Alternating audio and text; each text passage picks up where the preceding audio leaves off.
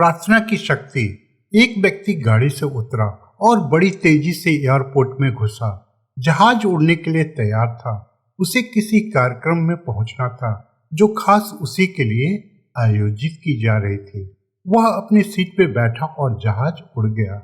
अभी कुछ दूर ही जहाज उड़ा था कि कैप्टन ने घोषणा की, तूफानी बारिश और बिजली की वजह से जहाज का रेडियो सिस्टम ठीक से काम नहीं कर रहा है, इसीलिए हम पास के एयरपोर्ट पर उतरने के लिए विवश हैं।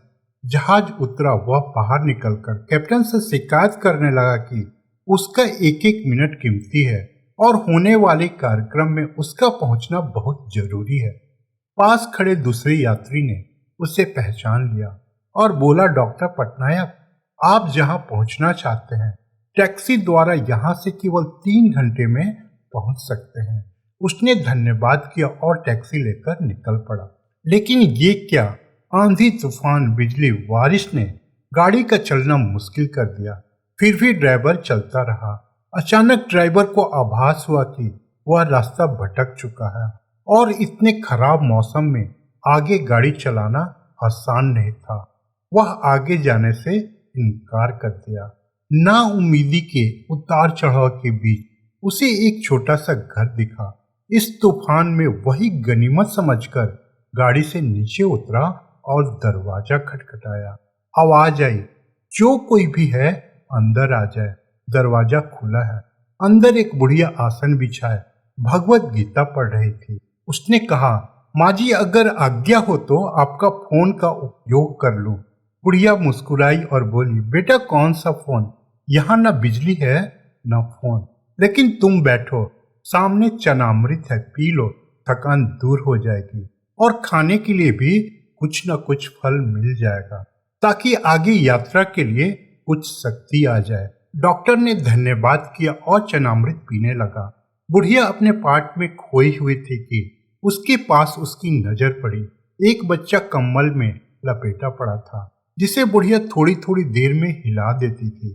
बुढ़िया की पूजा जब समाप्त हुई तो उसने कहा, माँ जी, आपके स्वभाव और व्यवहार ने मुझ पर जादू कर दिया है। आप मेरे लिए भी प्रार्थना कर दीजिए। यह मौसम साफ हो जाए। मुझे उम्मीद है कि आपकी प्रार्थनाएं अवश्य स्वीकार होती होगी। बुढ़िया बोली, नहीं बेटा, ऐसी कोई बात नहीं। तुम मेरे अतिथि हो और अतिथि की सेवा ईश्वर का आदेश है। मैंने तुम्हारे लिए भी प्रार्थना की है। परमात्मा की कृपा है, उसने मेरी हर प्रार्थना सुनी है। बस एक प्रार्थना और मैं उससे मांग रही हूँ। शायद जब वो चाहेगा उसे भी स्वीकार कर लेगा। कौन सी प्रार्थना? डॉक्टर बोला। बुढ़िया बोली, ये जो 2 साल का बच्चा तुम्हारे सामने अधमरा पड़ा है मेरा पोता है। न इसकी माँ जिंदा है और न ही बाप। इस बुढ़ापे में इसकी जिम्मेदारी मुझ पर है। डॉक्टर कहते हैं इसे कोई खतरनाक रोग है जिसका वो उपचार नहीं कर सकते हैं। कहते हैं कि एक ही नामवर डॉक्टर है। क्या नाम बताया था उसका? हाँ, डॉक्टर पटनायक। वह इसका ऑपरेशन कर सकता है। लेकिन मैं बुढ़िया कहाँ उस डॉक्टर तक पहुँच सकती हूँ। लेकिन जाओ भी तो पता नहीं वह देखने पर राजी भी हो या नहीं। बस अब बंसी वाले से यही मांग रही थी कि वह मेरी मुश्किल आसान कर दे। डॉक्टर के आंखों से आंसू की धारा बहने लगा।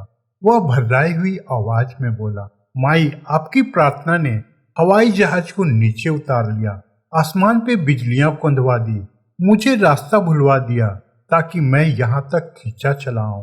हे भगवान, मुझे विश्वास ही नहीं हो रहा कि एक प्रार्थना स्वीकार करके अपने भक्तों के लिए इस तरह भी सहायता कर सकता है। दोस्तों, वह सर्वशक्तिमान है। परमात्मा के भक्तों, उससे लौ लगाकर तो देखो। जहां जाकर प्राणी असहाय हो जाता है वहां से उसकी परम कृपा शुरू होती है।